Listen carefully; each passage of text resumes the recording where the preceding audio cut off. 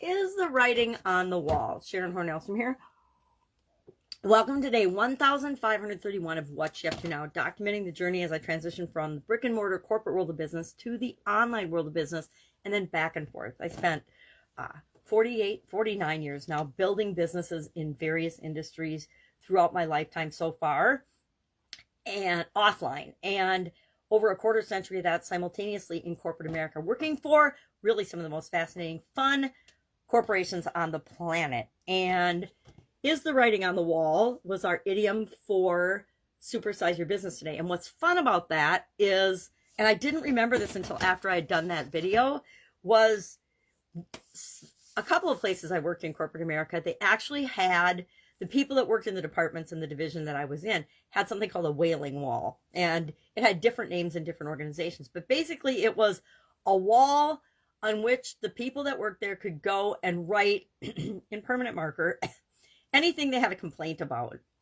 Now, for me, I liked it because I could sneak down when they weren't working and I could see what their complaints were on it, and I could figure out ways to deal with those or answer those. Now, a lot of them were unfounded, right? And unfortunately, a lot of them were bitching about me because I was their boss and I was the only woman in that in one organization. In other organizations, it was kind of a fun way for everybody. It's kind of like the comment box. You know, lots of companies have had over my lifetime in corporate America a comment or customer complaint box, but this was an employee concern complaint improvement box. But sometimes it's a box, sometimes it's a wailing wall, and the writing was literally on the walls in those situations. But is the writing on the wall? What does this mean? It means that something is inevitable, or that it's a warning for us that something might happen or something is gonna happen no matter what we do about it. I like to look at it from a positive standpoint where I can put whatever I want on my wall or on my chalkboard, and that means I can create those things. And if I decide I want something and I go all in on it and commit to creating it, I know that somehow it might not come exactly when I want it to, but I know I can make that happen in my life. How do I know that? Past experience. Because I've made bad things happen in my life, and it's when I took responsibility for realizing that I created those bad results and bad outcomes in my life that I realized I could flip that around and I could create the things that I want in my life.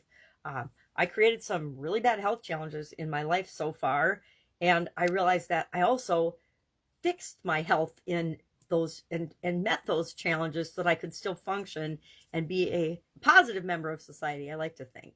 So I like the idiom and the expression, the writing is on the wall, even though it's one of those that comes from the Bible. We're focusing on spiritual idioms this month, spiritual well-being related idioms or religious idioms that we can tie to business for Supersize Your Business to coincide with this month's portion of the annual challenge, the BU 365-day challenge, where we do one thing every day, one little thing every day that improves us in some way. So guess what? By the end of this year, we will all be, everybody who's participating in the challenge, including me, 365 ways better than we were on January 1st of this year. Because just thinking about the topic alone makes us better. It improves us in some way.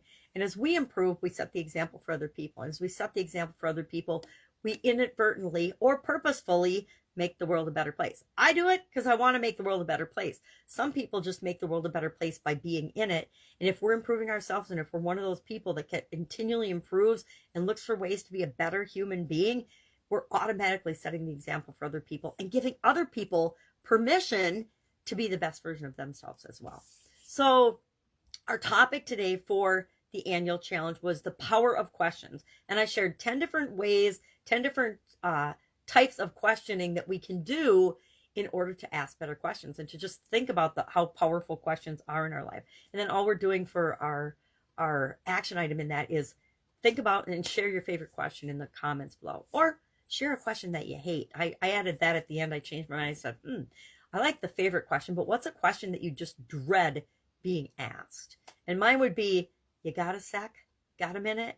And that's just because it has had, and I'm erasing it, negative connotations with my ex-husband. He would call me like 15 times a day, and I was always busy, but I would answer, and he'd say, You got a sec. And I would always answer, because if I didn't answer, he would keep calling until I answered. So I learned answer, and it was always, because he learned in a real estate training that we took together, whenever you call someone, you ask if it's a good time. So he never asked if it was a good time, because he knew I would say, no, I'm busy. He asked, you got a sec. And I learned to just dread that question. So that would probably be still on my I don't like that question list. And I love questions. I don't really think there's any bad question, but people that we interact with, and maybe people that aren't right for us, can ask us questions that just make us shake our head inside and say, can't believe you asked me that.